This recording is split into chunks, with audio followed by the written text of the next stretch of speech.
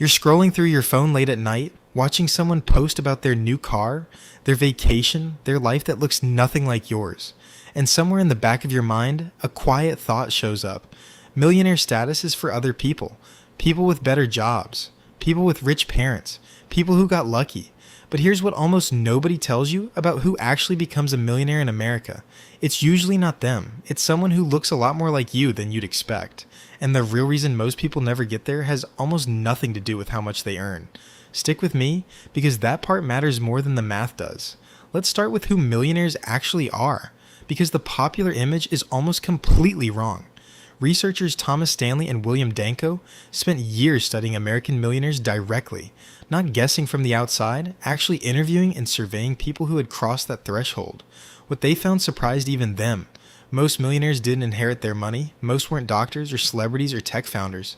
A huge share of them were ordinary earners, business owners, teachers, engineers, small contractors, people living in modest homes, driving used cars, working regular jobs for regular paychecks. The common thread wasn't income. It was behavior. Specifically, a persistent, almost boring gap between what they earned and what they spent, sustained for decades. Here's a comparison worth sitting with. Picture two coworkers, same job, same $60,000 salary. One of them upgrades their car every few years, eats out most nights, and invests whatever happens to be left over, which most months is close to nothing.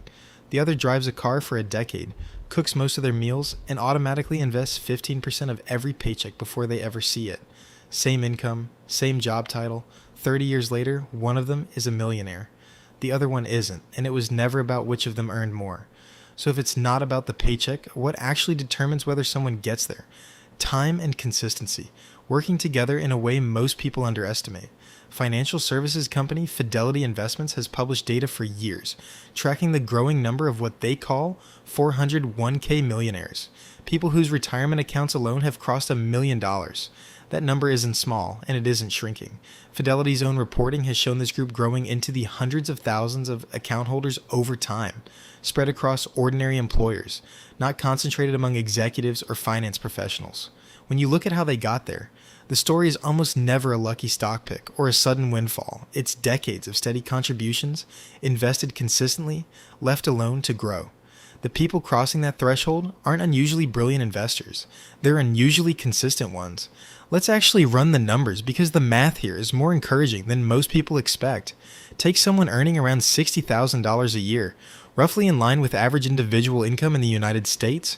If that person saves and invests 15% of their income, about $750 a month, and earns an average annual return of 8%, which is reasonably in line with long-term stock market history, they cross $1 million in just under 29 years. Bump that contribution to $1,000 a month, maybe through a raise or a side income, and the timeline shortens to under 26 years. Even at a more modest $500 a month, the number is still reached just over 33 years. None of these numbers require a six-figure salary. They require a percentage of an ordinary one applied consistently for a career-length stretch of time. Here's where it gets even more interesting. If your employer offers any kind of matching contribution on retirement savings, and you're contributing enough to capture the full match, your effective monthly contribution can functionally double without you earning another dollar. Someone contributing $750 a month who receives an equal employer match is effectively investing $1,500 a month, which pulls that 29-year timeline down to a little over 21 years. The match isn't a bonus feature. For an average earner, it might be the single biggest accelerant available. So why doesn't everyone on an average salary end up a millionaire? If the math genuinely works this cleanly, this is the part I promised you at the top, and it has almost nothing to do with spreadsheets. Psychologist Angela Duckworth has spent much of her career studying what actually predicts long-term achievement, and her research consistently points away from raw talent or intelligence and towards something she calls grit, a combination of sustained passion and sustained perseverance toward a long-term goal. Her studies found that grit predicted success in situations ranging from military training to spelling competitions to sales performance, often outperforming measures of talent or aptitude. Applied here, the implication is almost uncomfortable in its simplicity. Reaching $1 million on an average salary isn't primarily a math problem. It's a persistence problem, sustained not for a year or two, but for 2 or 3 decades, through market downturns, through years where the account balance barely seems to move, through every reasonable sounding excuse to spend the money on something that feels more immediate than a number that won't matter for another 20 years. This is exactly the gap Stanley and Danko kept finding in their research too. It wasn't that ordinary earners had access to some secret investment strategy unavailable to everyone else. It was that they treated the plan as non-negotiable. The way you'd treat a bill you have no choice but to pay, rather than a discretionary goal that competes every single month against something more exciting to spend on. What actually derails people during that stretch? The threats rarely look dramatic in the moment. A car upgrade that felt reasonable, given a raise. A few years of skipped contributions. During a rough financial stretch that never quite got restarted, a market downturn that triggered a panic sale at exactly the wrong time, converting a temporary paper loss into a permanent one. None of these decisions look reckless individually. Collectively, over a few decades, they're the difference between the two coworkers from earlier, the one who crossed the $1 million line and the one who never did, despite having access to the exact same math the whole time. This is also where Stanley and Danko's research gets more specific than most people expect. They found that the millionaires they studied weren't just spending less than they earned in some vague sense. Many of them had developed genuinely unglamorous habits around big-ticket categories most people treat as fixed costs. Buying reliable used vehicles instead of financing new ones every few years, staying in homes well below what their income could technically qualify them for, avoiding the visible status purchases that create an appearance of wealth while quietly working against the accumulation of actual wealth. Meanwhile, a lot of the highest earners they surveyed, doctors, attorneys, people in visibly impressive careers, were the ones with the thinnest actual net worth because a large paycheck had simply been matched by an equally large lifestyle, leaving almost nothing left over to compound. The research gave this pattern a memorable label, the difference between people who look rich and people who are rich, and the two groups overlapped far less than most people assume. So what does this actually look like day to day?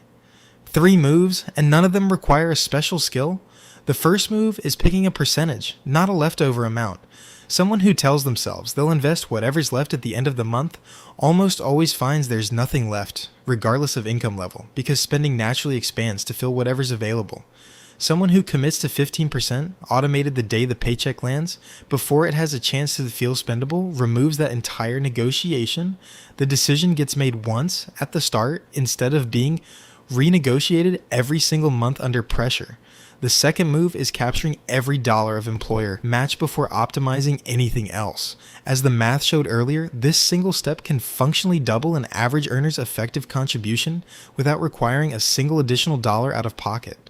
Even a modest match, say 50 cents for every dollar up to a small percentage of salary, still meaningfully shortens the timeline because there's no equivalent return available anywhere else in an ordinary investing toolkit.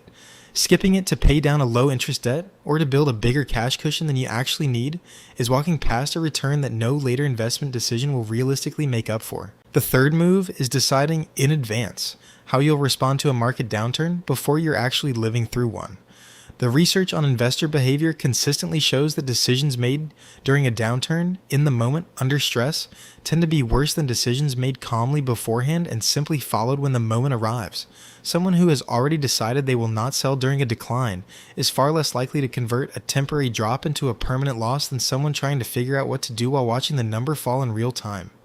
2 quick things worth knowing once those 3 moves are running. First, where that 15% actually sits matters. A workplace account up to the full match, then a Roth IRA, where growth over 2 or 3 decades comes out completely untouched by taxes, tends to outperform the same contributions sitting in a fully taxable account, without requiring you to pick a single stock. A simple, broadly diversified index fund inside the right account type does almost all of the structural work on its own.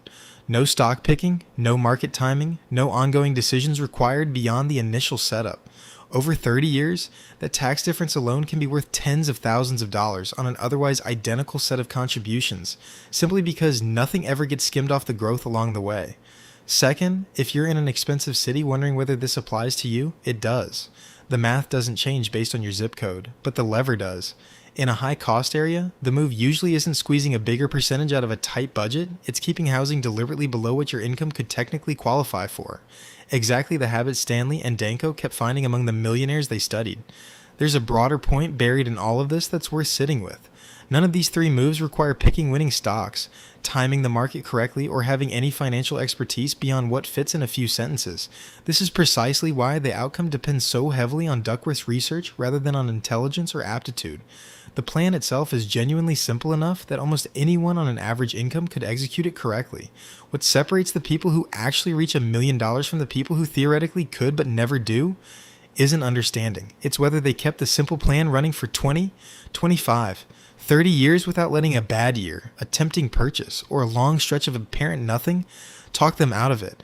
Consider what those decades actually contained for an average earner.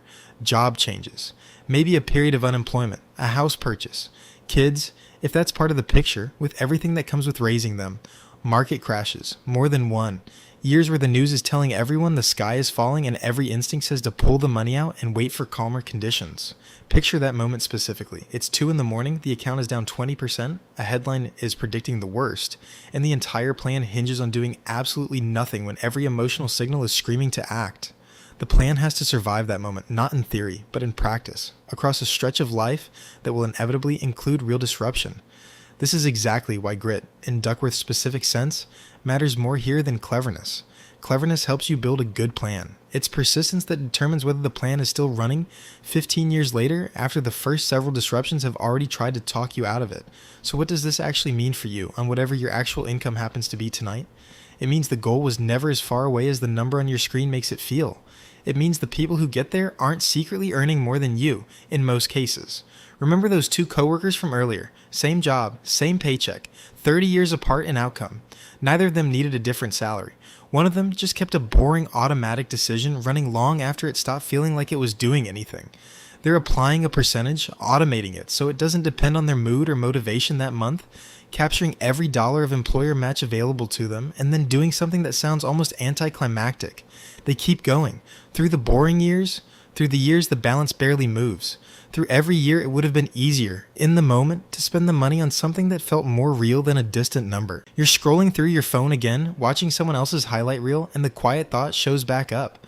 But this time, you know something you didn't before. The people who actually crossed that $1 million line were rarely the ones with the flashiest paycheck in the room. They were the ones who kept showing up decade after decade, long after it stopped feeling like anything was happening at all.